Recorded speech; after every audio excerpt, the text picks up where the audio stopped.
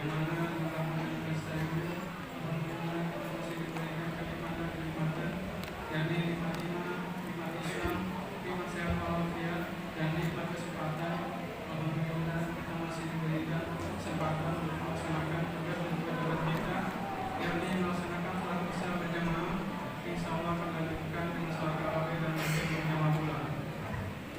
Salawat dan salam tak lupa juga kita sampaikan kepada junjungan kita Nabi besar Muhammad Sallallahu Alaihi Wasallam, kepada keluarganya, kepada sahabatnya, dan kita selaku umatnya yang setia mengikuti ajarannya, mudah-mudahan mendapatkan syafaatnya kelak di yaumul akhir nanti.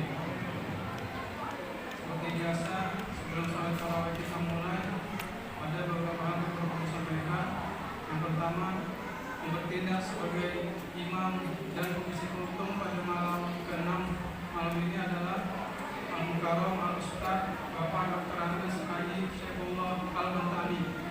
Alhamdulillah beliau telah berada di tengah-tengah kita sekalian. Kemudian selanjutnya hasil kotak amal pada malam ke-5 Ramadan berjumlah Rp645.000. Setelah dikurangi beberapa pengeluaran, saldo yang pada malam hari ini berjumlah Rp1.945.000. Alhamdulillah, kami atas nama pengurus DKM Masjid Al-Iman mengucapkan banyak terima kasih kepada bapak-bapak, ibu-ibu, para jemaah sekalian. Semoga amal ibadah pada jemaah sekalian diterima dan dilipat gandakan oleh Allah Subhanahu wa taala. Kemudian kami mengingatkan juga pada para jemaah sekalian untuk tetap menerapkan protokol kesehatannya, yakni dengan memakai masker. Demikianlah pemberitahuan yang dapat kami sampaikan. Kurang lebihnya kami mohon maaf dan maklum. Bila taufiq wal hidayah. Assalamualaikum warahmatullahi wabarakatuh.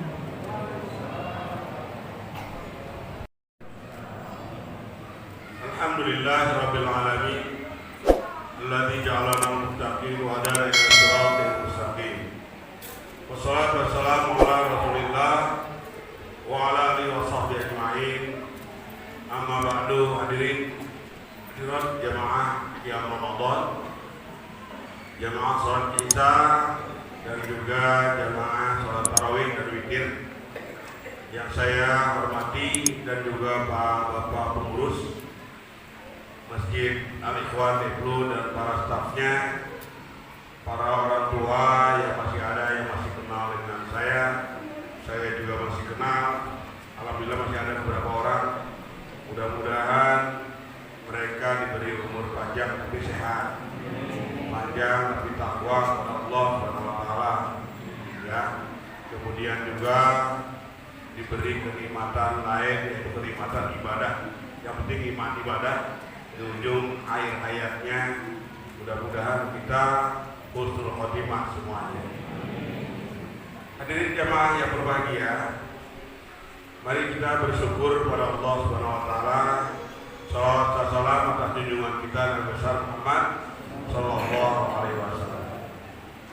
Tadi saya ngimamin itu dari Laguros, lari ke Bayati kemudian Hijaz kemudian Nawan, kemudian Diharkan. Mungkin ini udah banyak yang nggak kenal ya, berapa remaja ini. Karena kenapa? Saya ciri-cirinya ketika saya baca itu pada ngimbangin suara saya itu. Biasanya kalau dia ada bakat, ngimbangin nadanya, tinggi rendahnya, begitu kan. Jadi mungkin kayak Pak Ardiana aja ngimbangin, tapi nggak mau bunyi Pak Ardiananya. Ya, Ardiana.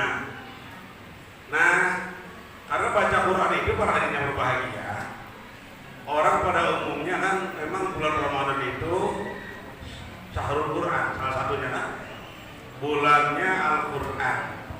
Di Quran itu banyak ilmu yang harus kita pelajari. Pertama adalah hurufnya, huruf makharijul huruf ya. Saya ada beberapa masjid yang saya ajar khusus buat imam. Itu ngaji huruf aja bisa makan setahun 2 tahun. Ya kayak makan setahun 2 tahun. Kemudian nanti lari kepada surah Al-Fatihah. Dari a'udzubillah 1-1, Kalau a'udzubillahnya sudah fase yang satu naik ke bismillah. Yang belum fase masih ditahan ya a'udzubillah. Terus sampai ada yang 5 tahun, ada yang 10 tahun. Nah kalau yang sudah 40 tahunan, saya ajarkan lagu-lagu Al-Quran. Ya, lagu-lagu Al-Quran. Lagu Al-Quran itu ada 7. Pertama Bayati, yang kedua Soba, yang ketiga Hijaz, yang keempat Nahawan, yang kelima Ros, keenam Jiharka, ketujuh Sika. Nanti ada cabang-cabang lagi. Bayati Koror, Bayati Nawa, Bayati Suri, Bayati Jawab, Bayati Husaini, Bayati Jawab Husaini, Jawab Suri. Jadi setiap cabang lagu ada namanya cabangnya lagi. Kemudian nanti setiap nama lagu tadi yang 7 saya sebutkan ada nama tausik. Kalau kita belajar IPA, fisika itu pasti ada rumus kan kotak. Tahu sekarang buku anak sana pakai itu enggak? Kita kalau belajar fisika itu atau matematik ada rumusnya di kotak. Baru latihan. Di dalam bahasa Al-Quran juga gitu. Ada namanya tausik. Tausik itu rumus lagu. Dan lagu itu nggak boleh lagu yang Sunda, nggak boleh lagu Jawa yang diinginkan, digosipkan Islam Nusantara nggak ada. Ya, lagu Batak nggak ada. Iqra'ul Quran biluhuril Arab. Bacalah Al-Quran dengan lahjah Arab. Lahjah Arab itu seperti yang saya contohkan dari dalam imam. Ada 7 nada yang saya sebutkan tadi. Ya, bacalah dengan nada-nada itu karena Quran turunnya di sana. Nggak boleh mentang-mentang saya orang Sunda, imamnya pakai Sunda. Bismillahirrahmanirrahim. Alhamdulillahirabbil alamin. Ar-Rahmanirrahim. Boleh pengertian ya. Kayaknya itu Pak, Raja Anjur Pak Haji. Iya itu Pak Rahman. Ya. Maliki yaumiddin. Iya karena udah yang nasta'in. Inna siratal mustaqim. Enggak boleh. Ya, enggak boleh. Iya enggak boleh nanti pas aminnya timbangnya beda. Waladhdallin amin amin. Itu bercanda ini masjid. Ya, nada Padang, nada Jawa, nada Batak, nada Sulawesi tidak ada. Jadi nada-nadanya yang sudah saya bahas tadi nama-namanya. Dan imam Quran kayak imam madhab fikih juga. Kalau fikih kan ada yang kita kenal madhab Hanafi, ada madhab Maliki, ada madhab Syafi'i, Hambali kan gitu ya. Di samping di luar masih ada madhab Daud Adh-Dhahiri, ya dan sebagainya. Nah kalau di Quran itu ada madhab namanya Nafi ya. Nafi punya murid lagi. Kemudian nanti ada madhab Imam Asim. Nah Imam Asim, ada Ibnu Katsir, Abu Amr, Hamzah. Nah kita ini madhabnya yang kita baca namanya Imam Asim. Riwayat Hafiz Thoriq Syatibinya lu tahu nih. Kita puluhan tahun ngaji nggak tahu imam kita. Imam Asim, riwayat Hafiz Thoriq Syatibi. Dulu ada ustaz sini ketika saya khutbah saya sebut masalah imam Quran nyusul ke rumah. Ya Allah Pak Ustaz, saya juga udah disebut ustaz dari kecil, lulus dari pesantren saya disebut ustaz. Tapi saya sendiri nggak tahu imam Quran kita. Jadi imam Quran kita kiblatnya kemana? Kiblatnya adalah ke Imam Asim. Kalau kita ke Turki, waktu saya ke Turki itu pakai kebanyakan madhabnya Hanafi. Kemudian pakai Imam Quran ini pakai qolun ya. Siratal ladzina an'amta 'alaihim ghairil maghdubi 'alaihim waladdallin.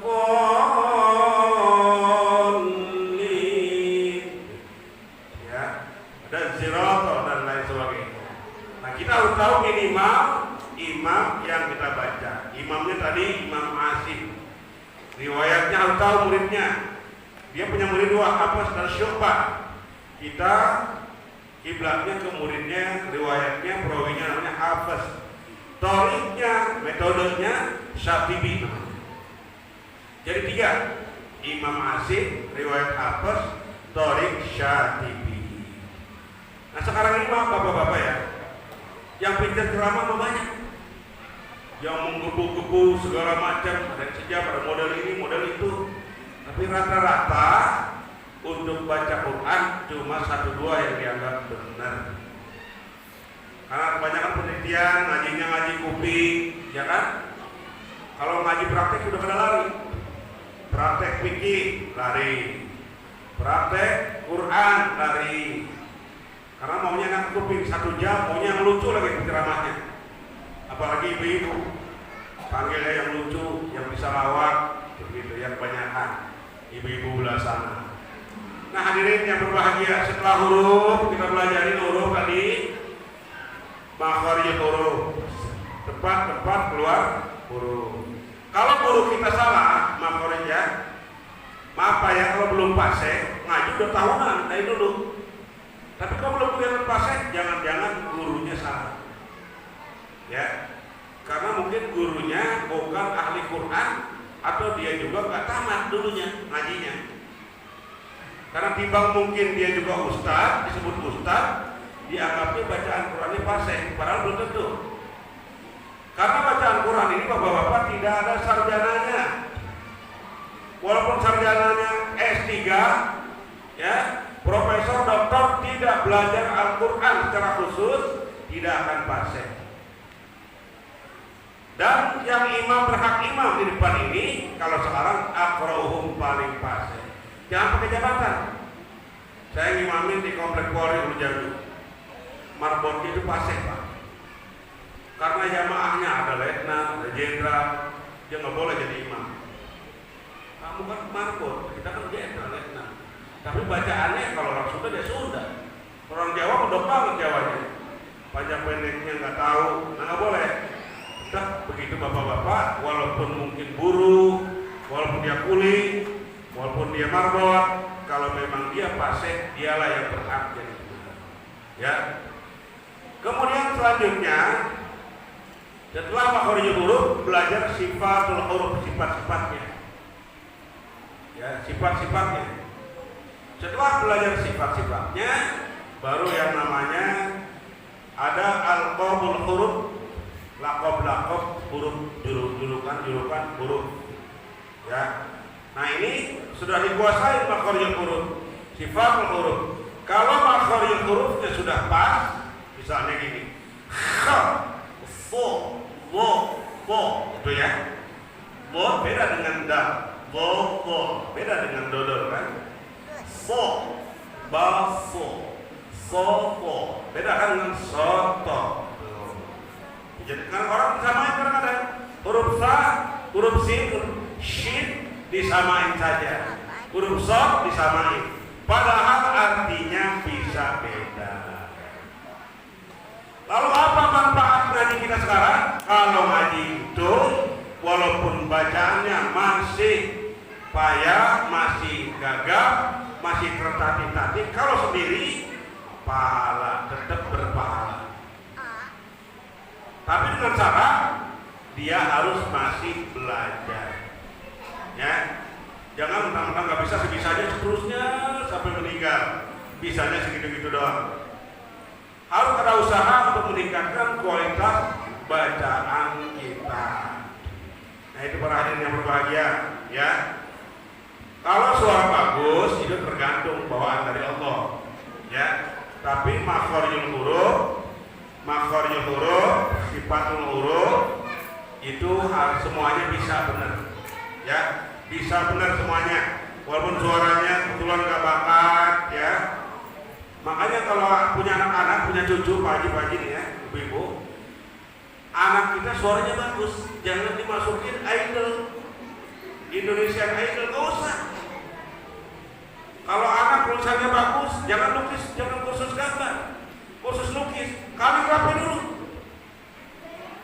Kalau saya kebetulan bawaan dari lahir, Kalau saya menyanyi dangdut, insya Allah bisa.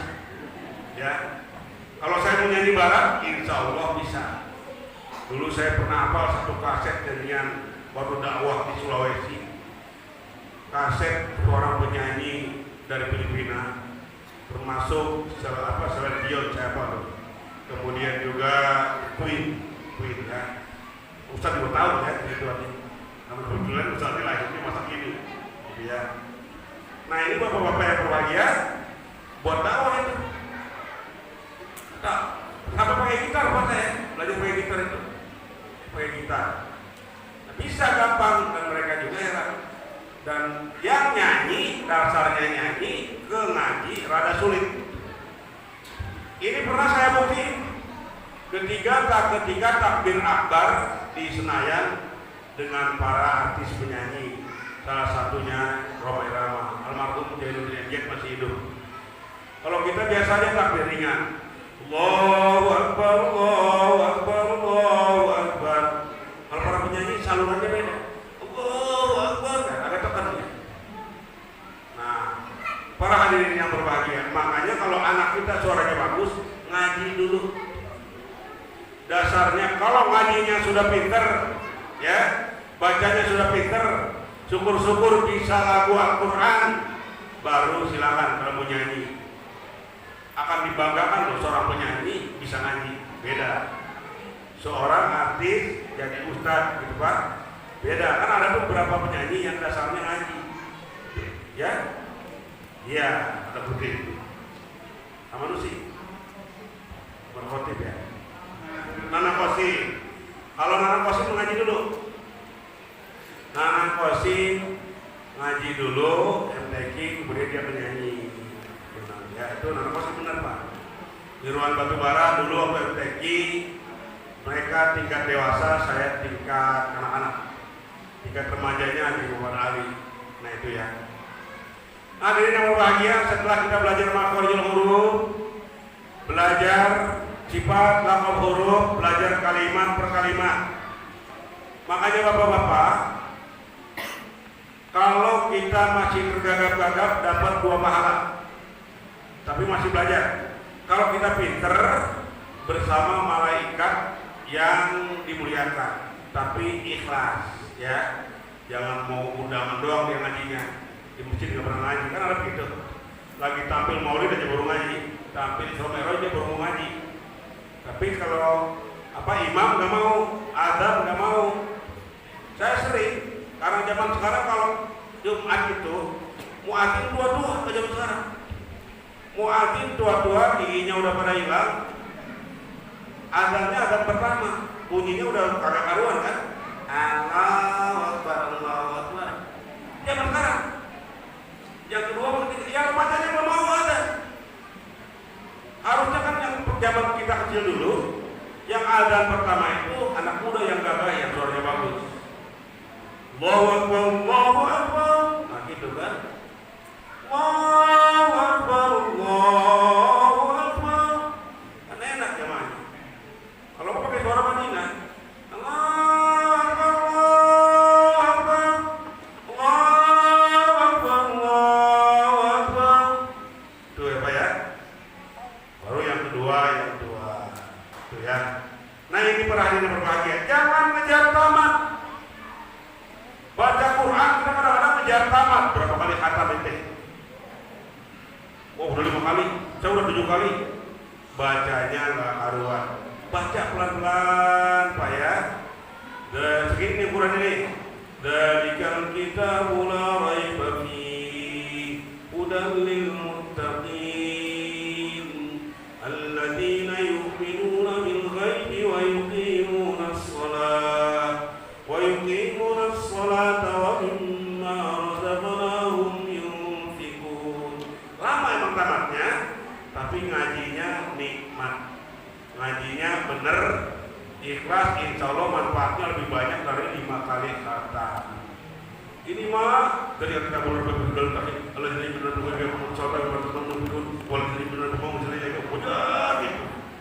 Ya, jangan. Santai, bisa ngatasin air mata itu. Ya Pak ya, bisa nikmat kita nikmat banget seorang aja. Semuanya kalau tadarus bisa semuanya juga, ya. Idza waqa'atil waqi'atu laysa liwaqa'atiha kadhibah khafidatul rafi'atun idza rujjatil ardu rajja. Segitu. Semua bisa, ya. Nah, para hadirin yang berbahagia, setelah kita belajar kalimat per kalimat, ya. Akhirnya Quran, terus satu Quran, baru belajar mungkin kalau bakat suaranya pakai lagu, ya kan, lagu Al-Quran.